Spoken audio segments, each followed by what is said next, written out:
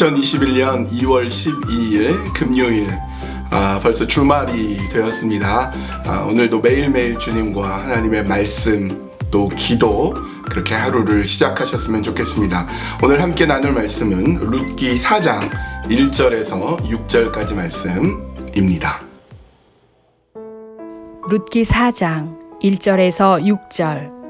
보아스가 성문으로 올라가서 거기 앉아 있더니 마침 보아스가 말하던 기업물을 짜가 지나가는지라.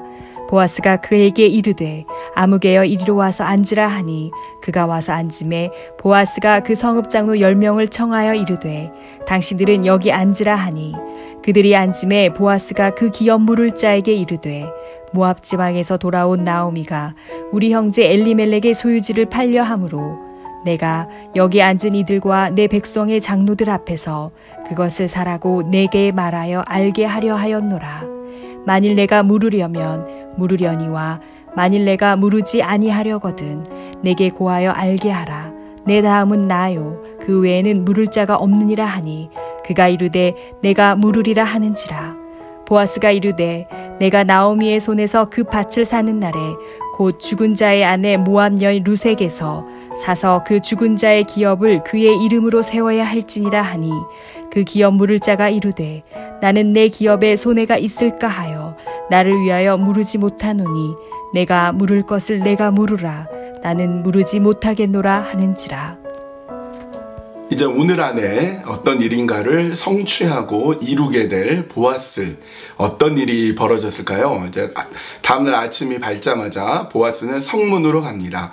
여기서 성문은 많은 사람들이 지나가는 곳이기도 하지만 어떤 재판이라든지 시시비비를 가리는 공식적인 장소이기도 합니다.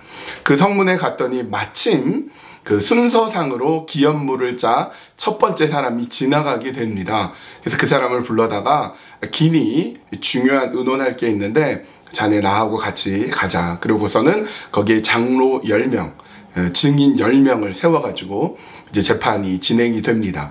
그 기업물을 자에게 얘기합니다. 엘리멜렉이라는 사람에게 땅이 많이 있었는데 그 엘리멜렉이 죽었고 그 아들들도 다 죽었으니 이제 누군가 그 땅을 사야 되는데 자네가 순서상 제일 1순위인데 그 땅을 살 마음이 있는가 하고 묻게 됩니다. 이 사람이 얼른 생각을 해보니까요, 여러분, 땅을 늘릴 수 있는 기회가 그렇게 많지 않습니다. 누가 땅을 쉽게 팔겠습니까? 그런데 땅의 소유주인 엘리멜렉이 죽었으니까 이제 본인의 땅이 되고 땅을 넓히고 재산을 넓힐 수 있는 절호의 기회라고 생각해서 그 사람이 내가 그 기업을 물으겠다 라고 대답을 합니다. 그러자 이제 보아스가 일격의 마지막 이야기를 하죠. 그래, 자네가 순서니까 자네가 그 기업을 사는 게 맞네. 하지만 그 집에 룻이라는 여인이 있는데 며느리로 있다. 근데 그 며느리에게서 그 밭을 사야 되고 그 며느리도 자네가 결혼을 해야 되고 그래서 아이를 낳으면 자네의 아들이 아니라 그 죽은 엘리멜렉 그리고 죽은 그 아들의 자녀가 된다 라고 얘기를 합니다. 여러분, 이게 무슨 말이냐면요, 성경에 의하면 어떤 기업에 대해서 아들만, 남자만 그것을 가질 수 있게 되는데 만약에 그 기업의 주인인 사람이 죽고 여자만 남게 되면, 아내만 남게 되면 그 아내가 아들이 있으면 아들 이름으로 그 기업, 땅, 재산을 가질 수가 있습니다. 그런데 만약에 아들을 낳지 못할 경우에는 동생이나 혹은 친척 중에서 그와 결혼을 해서 아들을 대신 낳아주는 거죠. 그래서 죽은 형, 죽은 사람의 아들이 대신 태어나게 되는 거죠. 그러니까 이 사람이 순간적으로 땅을 넓힐 수 있는 기회다라고 생각했다가 룻과 결혼을 해서 아이를 낳으면 자신의 아이가 되지 않고 룻의 이름으로 재산이 다 가게 되므로 손해본다고 생각해서 그 자리에서 거절을 하게 됩니다. 그래서 기업물을 자의 첫 번째 대상이었던 사람이 나 포기하겠다. 그리고 가버리게 되죠. 그러자 보아스가 그 다음 차례는 나인데 내가 책임을 지겠다라고 말을 합니다. 말하자면 보아스는 자신이 손해를 볼 수 있는 위치가 되는 겁니다. 룻과 결혼을 해서 아이를 낳으면 그 재산은 고스란히 룻에게로 가게 되는 것입니다. 그럼에도 불구하고 보아스는 그렇게 하겠다, 자신이 책임을 다하겠다고 했습니다. 여러분, 보아스는 굉장히 지혜 있는 사람이었습니다. 그렇게 절차와 순서도 잘 지켰고, 그리고 자신의 책임도 다 했습니다. 지혜롭고 책임 있는 사람 보아스를 통하여서 그렇게 불쌍한 룻, 그리고 나오미에게는 새로운 희망이 열리게 되는 것입니다.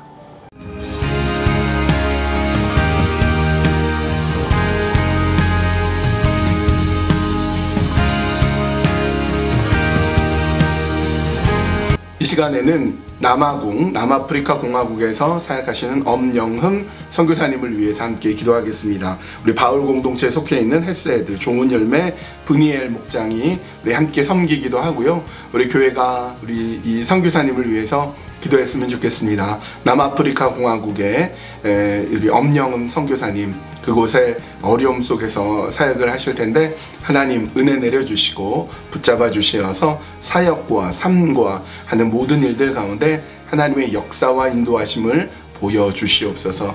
그렇게 기도했으면 좋겠습니다. 또 우리 자신을 위해서 하나님, 내가 지혜로운 사람이 되게 해주십시오. 지혜로울 뿐만 아니라 책임을 다하는 사람이 되게 해주십시오. 그래서 보아스처럼 우리 삶에 정말로 지혜를 다해야 될 것, 정말로 책임을 다해야 될 것에 내가 스스로 책임을 지고 그렇게 지혜롭게 우리 삶의 희망을 열어가는 사람이 되게 하여 주시옵소서. 우리 그렇게 함께 기도하시겠습니다.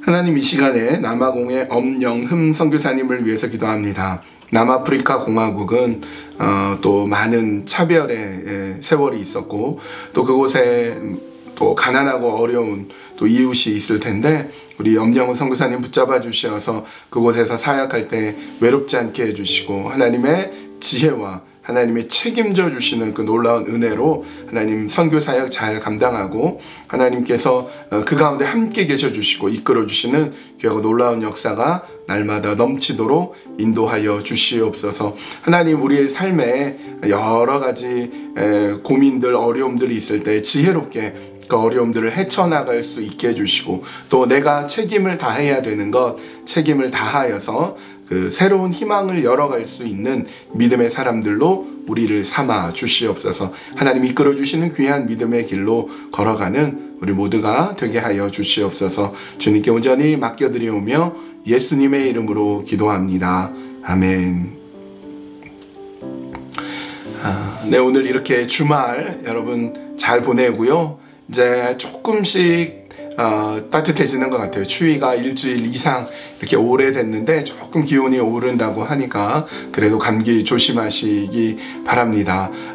오늘도 매일매일 주님과 하나님의 말씀 속에 우리 기도하면서 오늘 하루를 또 힘차게 잘 지내는 우리 모두가 되셨으면 합니다.